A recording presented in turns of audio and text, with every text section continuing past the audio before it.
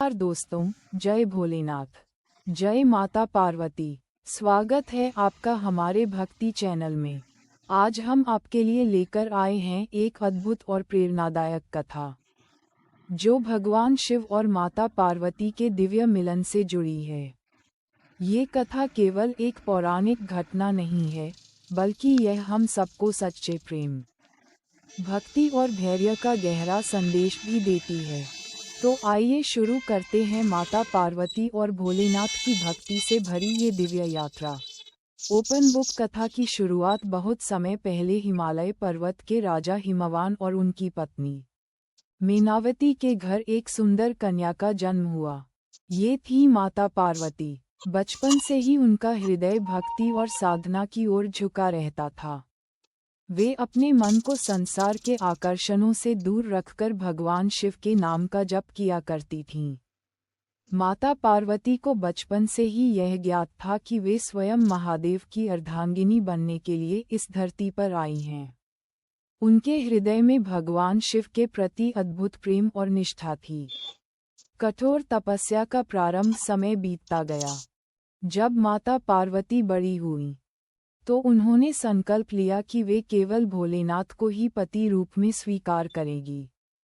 लेकिन ये कोई सरल मार्ग नहीं था। देवऋषि नारद जी ने उन्हें बताया कि देवी, भगवान शिव को प्रसन्न करना आसान नहीं है।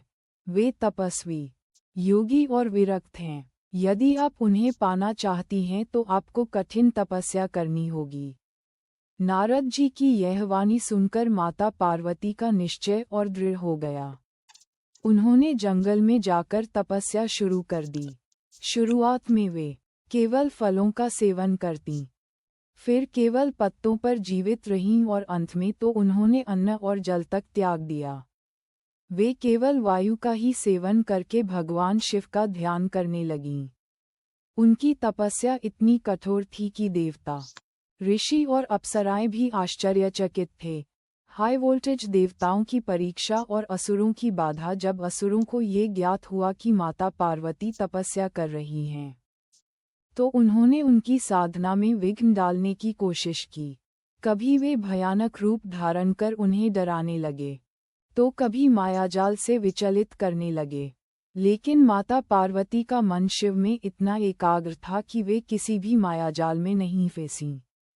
इधर देवता भी ये देख रहे थे कि पार्वती का संकल्प कितना अटूट है। सभी देवताओं ने मिलकर भगवान शिव से प्रार्थना की, हे महादेव, माता पार्वती ने आपको पाने के लिए कठोर तपस्या की है। अब आपको उनकी भक्ति स्वीकार करनी ही चाहिए। भगवान शिव का आगमन आखिरकार। माता की तपस्या और भक्ति से प्रसन्न होकर भगवान शिव उनके सामने प्रकट हुए।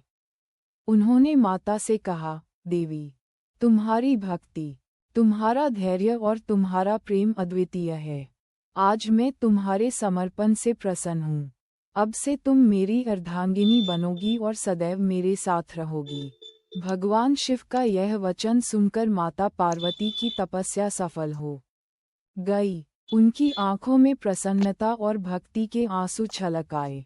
शिव पार्वती विवाह। इसके बाद भगवान शिव और माता पार्वती के विवाह की तैयारी शुरू हुई।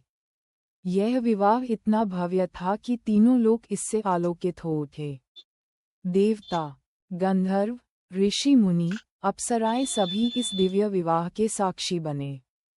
कहते हैं कि जब भगवान शिव विवाह के लिए निकले, तो वे अपने बारातियों के साथ अद्भुत रूप में आए। उनके गले में सर्प, शरीर पर भस्म और वाहन के रूप में नंदी बैल था। ये देखकर माता पार्वती की माता मेनावती थोड़ी चिंतित हुई। लेकिन माता पार्वती ने उन्हें समझाया कि यही मेरे आराध्य हैं और यही मेरे पति हैं। अंततः विवाह संपन्न हुआ और समस्त सृष्टि ने इस दैवीय मिलन का उत्सव मनाया।